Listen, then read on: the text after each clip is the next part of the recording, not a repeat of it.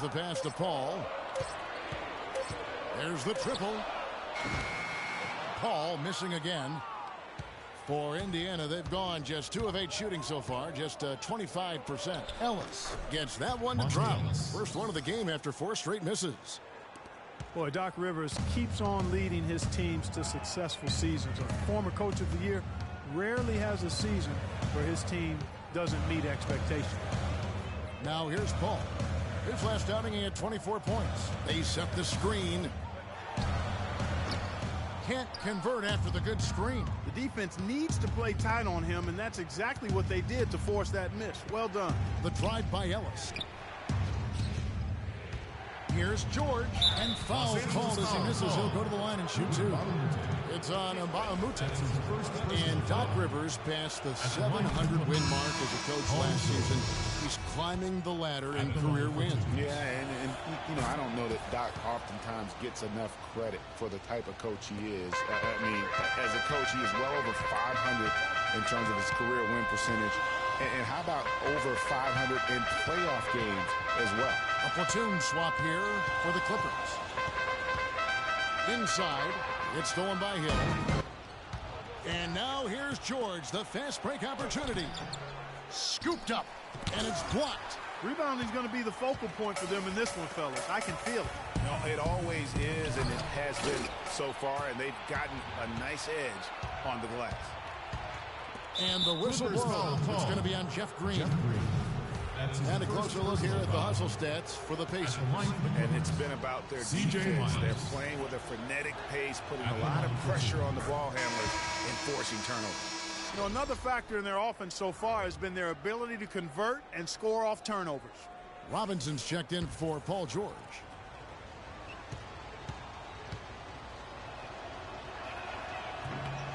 And so he makes both from the line.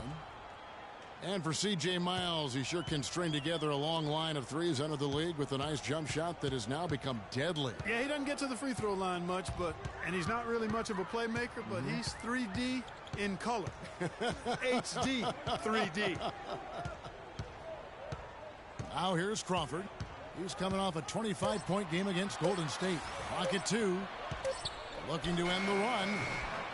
No luck. And it's the Pacers taking it the other way. They want to keep rolling here following the win against the Thunder. And they may have been on the road, but you know what? They nullified any home court disadvantage in that game by how well they shot it from 3. Shooting can always be a great equalizer. You shoot like that from outside, it really makes winning on the road a lot easier. And here are the Pacers now. The Clippers getting the bucket. 3-second difference between shot clock and game clock. And Young kicks to Allen. Fires from 14 and misses it off the right side of the rim.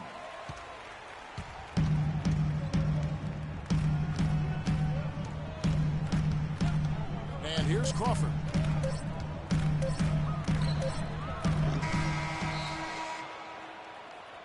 And we reach the end of the first quarter. Pacers lead by 6. And we'll be back with you right after this.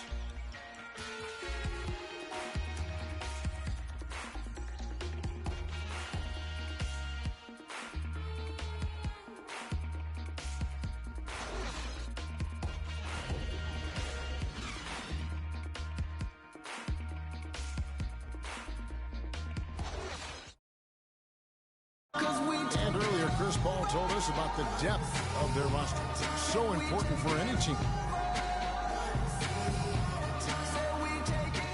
Our bench is amazing. It's so exciting because when our bench comes in, more often than not, if we're losing, they're going to get us the lead. And if we have the lead, they're going to increase the lead. And it's fun to watch because everybody cheers for each other, too. When your starters feel that good about their second unit guys, that's a heck of an asset that a team can have. And if you've seen Chris Paul cheering from the bench, you know that it's very, very true. And Kevin, that's the kind of team that's always been so much fun to play on. Everybody's really pulling for one another, no matter who's playing. Even in practice, with that kind of a team, you tend to have more fun. Now the second quarter getting ready to start up. Let's quickly break down the game we've seen from the Pacers so far, guys. And just they've gotten to the line with tremendous consistency here through the first period. Yeah, this is how you can keep a crowd quiet, though, Greg. I mean, methodically score at the line and take some of that energy away from the fans. They don't like to have the action stop and the opposing team scoring. And now let's check out the lineups courtesy of Gatorade, all fueled up and ready to go. Here's the second quarter of play. Setting the floor for the Clippers. Chris Paul and J.J. Redick are the guards. Green is out there with Johnson. And it's Jordan in at the pivot spot, manning the middle. Paul's shot.